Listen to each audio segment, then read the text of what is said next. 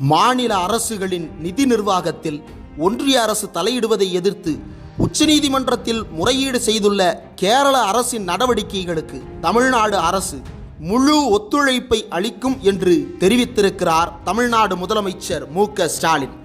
தமிழ்நாடு மட்டுமல்லாமல் தமிழ்நாடு, கேரளா, மேற்கு வங்கம், பஞ்சாப், டெல்லி என்று பல்வேறு மாநிலங்களும், குறிப்பாக பிஜேபி அல்லாத எதிர்க்கட்சிகள் ஆளுகின்ற மாநிலங்களில் இருந்தெல்லாம் வரக்கூடிய ஒரே கோரிக்கை, மாநிலங்களுக்கு வருகின்ற வரி பகிர்வு சரியில்லை, அது முறைப்படுத்தப்படவில்லை, ஒன்றிய அரசு மாநிலங்களுக்கு அளிக்க வேண்டிய பங்குத்தொகை என்பதையெல்லாம் தாண்டி இப்போது நிதி நிர்வாகத்திலும் நேரடியாக தலையிடத் தொடங்கி இருக்கிறார்கள்.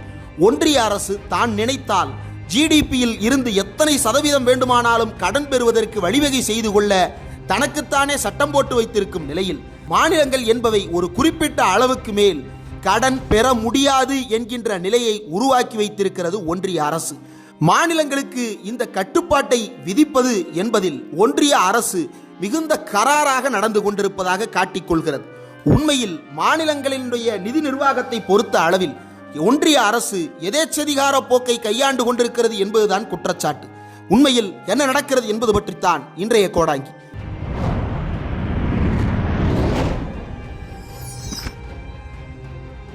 தமிழ்நாடு முதலமைச்சர் மு.க. ஸ்டாலின் கேரள முதலமைச்சர் பினராயி விஜயன் அவர்களுக்கு 6/2 அதாவது இன்று எழுதியிருக்கக்கூடிய கடிதத்தில் மாநில அரசுகளின் நிதி நிர்வாகத்தில் தன்னிச்சையான மற்றும் பாரபட்சமான கட்டுப்பாட்டை செயல்படுத்தி மாநிலங்களின் குரல் வளையை நெரிக்க ஒன்றிய அரசு மேற்கொள்ளும் நடவடிக்கைகளை எதிர்த்து மாண்புமை உச்சநீதிமன்றத்தில் முறையீடு செய்துள்ள கேரள அரசுக்கு பாராட்டு தெரிவித்துள்ளதோடு இந்த விஷயத்தில் தமிழ்நாடு அரசு தனது முழு ஒத்துழைப்பை வழங்க தயாராக உள்ளது என்று குறிப்பிட்டிருக்கிறார். மேலும் அந்த கடிதத்தில் ஒன்றிய அரசு சில காலமாகவே மாநில அரசுகளுக்கு எதிராக இதுபோன்ற நடவடிக்கைகளில் ஈடுபட்டு வந்தாலும் கடந்த சில ஆண்டுகளில் நிலைமை வேகமாக மோசமடைந்துள்ளது என்றும் மாநிலங்களின் நிதி நிர்வாகத்தில் இத்தகைய மறைமுக கட்டுப்பாடுகள் அகற்றப்பட வேண்டும் என்பதில் முற்போக்கான மாநிலங்களிடையே தெளிவான ஒருமித்த கருத்து உருவாகியுள்ளதாகவும் குறிப்பிட்டிருக்கிறார்.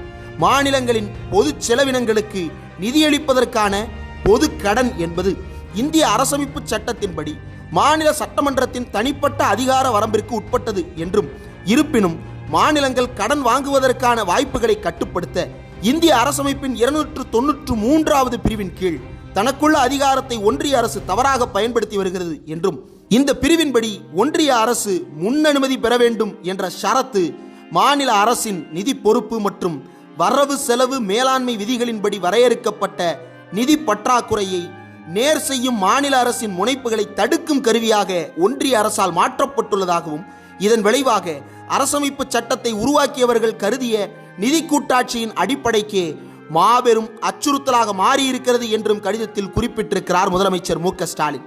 உதாரணத்திற்கு கொரோனா காலகட்டத்தை எடுத்துக்கொண்டோம் என்றால், அந்த காலகட்டங்களில் மாநில அரசுகள் பெருமளவிற்கு நிதி தட்டுப்பாட்டுக்கு ஆளானார்கள். மாநிலங்கள் மக்களுக்கு செய்ய வேண்டிய செலவுகளுக்கு உரிய நிவாரணம் அளிக்கப்பட வேண்டும், குறிப்பாக ஜிஎஸ்டியில் இருக்கக்கூடிய நிலுவைத் தொகையை விடுவிக்க வேண்டும், ஜிஎஸ்டி இழப்பீட்டு தொகையை கொடுக்க வேண்டும் என்பதெல்லாம் கோரிக்கைகளாக இருந்தன. அந்த கோரிக்கைகள் எதையும் காது கொடுத்து கேட்காத ஒன்றிய அரசும் ஒன்றிய அமைச்சர் நிர்மலா சீதாராமனும், நாங்கள் வேண்டுமானால் ரிசர்வ் பேங்கிடம் சொல்லி கடன் வாங்கி தருகிறோம், வட்டி இல்லாத கடனாக வாங்கி தருகிறோம், கடனை வாங்கிக் கொள்ளுங்கள், திருப்பி கட்டிக் கொள்ளுங்கள் என்று மேம்போக்காக பேசி சென்றார்.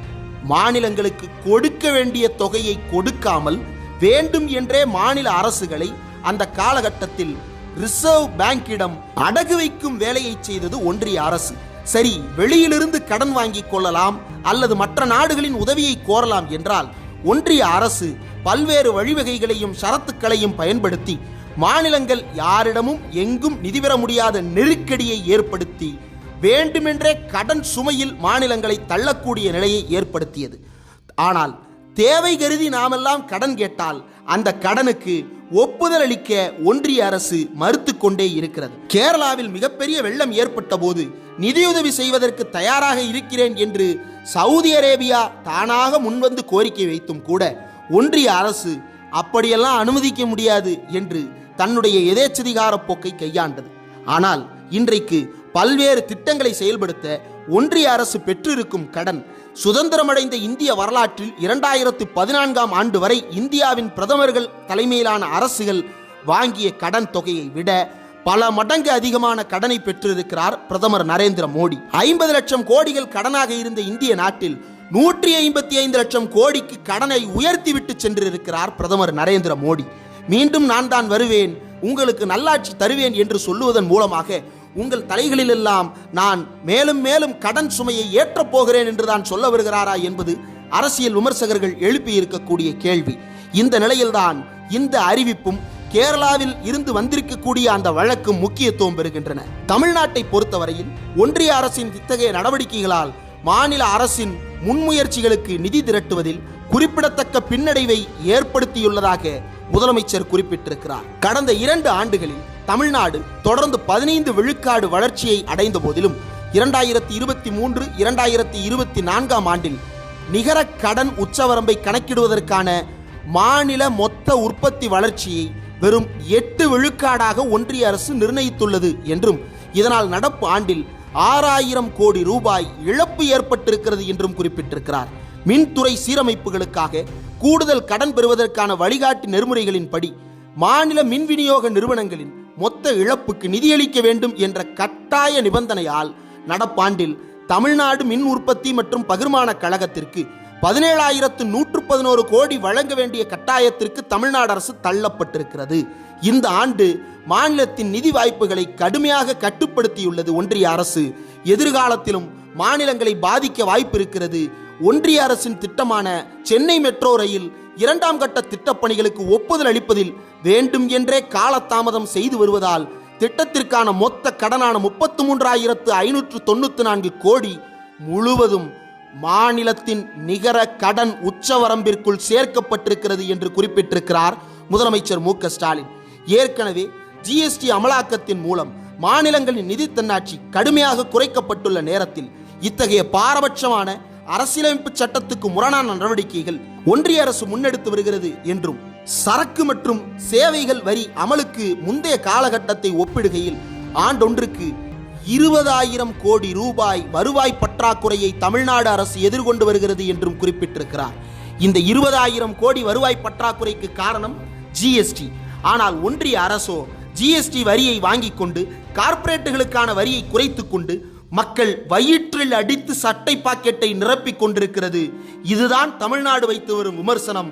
இதனை உச்சநீதிமன்றத்தில் வழக்காகவே நடத்தி வருகின்ற கேரளாவுக்கு தமிழ்நாடு முழு ஒத்துழைப்பை வழங்கும் என்று தெரிவித்திருக்கிறார் முதலமைச்சர் மு க ஸ்டாலின். மாநிலங்களிடையே ஏற்பட்டிருக்கக்கூடிய இந்த ஒற்றுமை உணர்வு ஒன்றிய அரசை கதிகலங்க வைக்கிறது. காரணம், மாநில அளவிலான உறவுகள் மேம்பட்டுவிட்டால் ஒன்றிய அரசு அங்கு பஞ்சாயத்து செய்து வைக்க இடம் இல்லை. காரணம், பஞ்சாயத்தை உருவாக்குவதே ஒன்றிய அரசாக இருக்கும் பொழுது மாநிலங்கள் அதை புரிந்து கொண்டு ஒன்று சேரத் தொடங்கி இருக்கிறார்கள். இப்படி ஒன்று சேரும் நிலை தொடர்ந்தால் ஒன்றியத்தில் எந்த அரசு வந்தாலும் மக்களுக்கு கட்டுப்பட்டவர்களாக இருக்க வேண்டிய நிர்பந்தம் ஏற்படும். அப்படிப்பட்ட நிர்பந்தத்தை தவிர்ப்பதற்காகத்தான் மாநிலங்களுக்கு இடையிலான உறவு மன்றம் என்பதையே இல்லாமல் செய்து கொண்டிருக்கிறார்கள். மாநிலங்களுக்கு இடையிலான இன்டர்ஸ்டேட் கவுன்சில் என்ற கூட்டத்தையே ஆண்டுக்கு 2 முறை நடத்த வேண்டும் என்றாலும் அதை நடத்தாமல் தள்ளி போட்டுக் கொண்டே இருக்கிறது மோடி அரசு. இதற்கு முந்தைய அரசு நடத்தியதை விட மிக குறைவான மாநிலங்களிடையே உறவு மன்ற கூட்டத்தை நடத்திய அரசு இந்த அரசுதான் என்று சுட்டிக்காட்டியிருக்கிறார் ஏற்கனவே தமிழ்நாடு முதலமைச்சர். இந்த நிலையில்தான் இப்போது இந்த அறிவிப்பும் வெளியாகி இருக்கிறது. ஒன்றிய அரசு நாங்கள் எல்லாத்தையும் சரியா செஞ்சிட்டோம் என்று நிர்மலா சீதாராமன் தப்பாக போட்ட கூட்டல் கணக்கை போலத்தான் பல இடங்களிலும் தொடர்ந்து பேசி வருகிறார்கள். உண்மையில் என்ன நடக்கப் போகிறது? உச்சநீதிமன்றம் இதற்கு என்ன பதிலளிக்கப் போகிறது? பொறுத்திருந்து பார்ப்போம்.